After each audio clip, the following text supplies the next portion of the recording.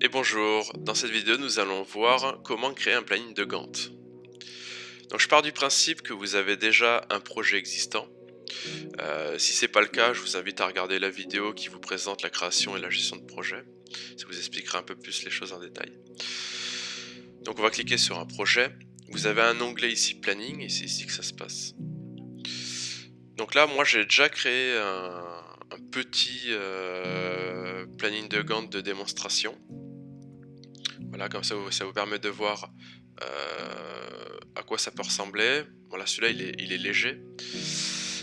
Vous avez des filtres ici. Donc par défaut, vous avez un affichage classique où on va avoir vraiment les tâches dans l'ordre, par niveau hiérarchique. Donc par exemple conception, et dans conception on a page A, page B, on a études, recettes, livraison. Donc, tout ça c'est un exemple à adapter en fonction de vos besoins.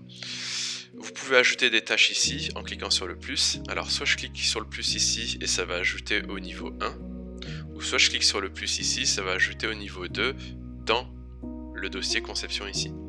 Voilà, ça ajoutera dans celui-là. Si je clique sur le plus ici, ça ajoutera dans celui-là. D'ailleurs, on peut le voir. Hop, vous voyez, nouvelle tâche, ça vient se mettre dans études ici. Donc au niveau de l'ajout, bon, vous cliquez sur plus, vous donnez un nom à votre tâche. Vous pouvez choisir l'étape du projet. Donc ces étapes-là sont configurables. Moi dans la démonstration ça s'appelle comme ça. Vous pouvez changer ces noms-là dans le paramétrage. Il y a une vidéo pour ça aussi. Vous pouvez l'assigner à la personne que vous souhaitez et mettre un type de tâche. Donc si vous marquez tâche, ça mettra une tâche en bleu comme vous pouvez le voir ici. Et si vous mettez une étape importante, à ce moment-là, ça affichera un type losange comme ça. Visuellement, ça vous permet de voir, ah là il y a un point d'étape important, comme une livraison, une recette, une réunion, enfin ce que vous voulez, un point d'étape important tout simplement. Vous pouvez déterminer la période, directement vous pouvez marquer la date et le nombre de jours, mais vous pouvez aussi directement ne rien mettre et après vous pouvez resizer ici votre tâche et ça mettra les bonnes dates, tout simplement. Voilà. Par exemple, si je fais ça, ça va mettre, ça mettra à jour les dates. Vous pouvez gérer la progression de vos tâches ici. Vous pouvez le faire directement depuis ici ou alors directement depuis la tâche, mais ça on verra ça après. Vous avez 2-3 filtres ici où vous pouvez grouper par assignation. Donc comme ça on peut voir, bah tiens, cette personne-là, elle a tout ça à faire, et John Day, il a, bon, rien pour l'instant. Vous pouvez aussi grouper par étape, donc par conception, recette, livraison. Et l'affichage classique qui est plutôt directement comme vous l'avez configuré. Donc c'est-à-dire, j'ai d'abord créé celui-là, puis celui-là, puis celui-là, puis celui-là. Vous pouvez rentrer dans cette tâche-là pour voir le détail. Donc pour ça, il y a deux possibilités. Soit vous double-cliquez directement ici, ou double-cliquez directement ici.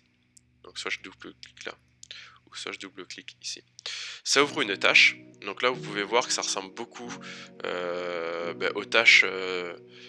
Si vous avez vu la vidéo ou vous êtes déjà familier avec la gestion de tâches, que ce soit dans le tableau Scrum ou dans la gestion de tâches classique ici. Vous pouvez voir, c'est exactement le même affichage, comme ça vous n'êtes pas... je veux dire, c'est le même visuel, c'est tout pareil. Donc comme ça au moins, c'est clair. Là, vous pouvez rajouter une description. Vous pouvez ajouter du temps passé. Par exemple, j'ai passé 15 minutes, vous mettez un petit commentaire. Vous pouvez mettre à jour la progression aussi depuis ici. Voilà.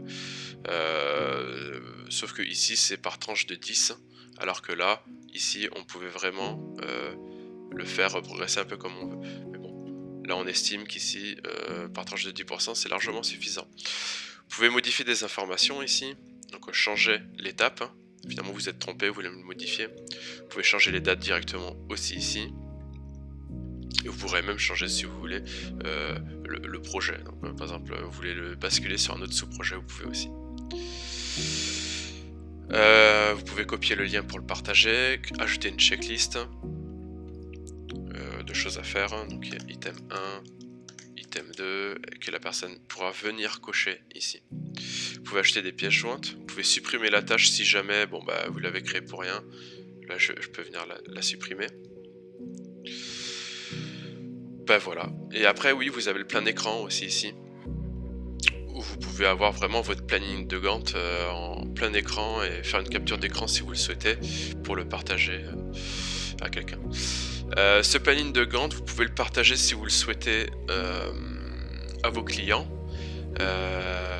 Donc on a vu dans une autre vidéo qui parle de la gestion de projet qu'en fait on peut vous pouvez inviter des externes à collaborer sur votre projet, et c'est quelque chose que vous pouvez partager à vos clients. Ce n'est pas une obligation, mais vous pouvez. Cela peut être utile dans certains cas.